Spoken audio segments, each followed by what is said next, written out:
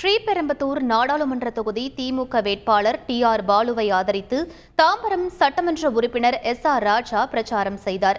தாம்பரம் சட்டமன்ற தொகுதி, மேற்கு தாம்பரம் உள்ளிட்ட பகுதிகளில் மக்களை நேரில் சந்தித்து வாக்கு சேகரிப்பில் ஈடுபட்டார்.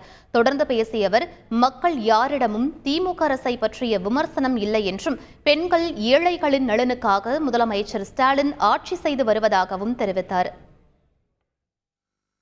ஒரு பகுதியாக ஒரு மக்களை நேரடியாக சந்திக்கின்ற பொழுது இதுவரை எந்த பகுதியிலும் திராவிட முன்னேற்ற கழக அரசை விமர்சிக்காத ஒரு தேர்தல் இருக்கிறது என்று சொன்னால் அது இந்த தேர்தல் ஒன்றிதான்.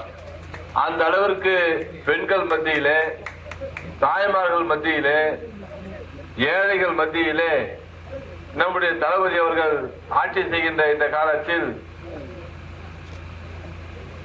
பேருந்திலே பயணம் செய்ய வேண்டும் என்று சொன்னால் விடியல் பயணம், எங்கு வேண்டுமானாலும் யார் வேண்டுமானாலும் செல்லலாம்.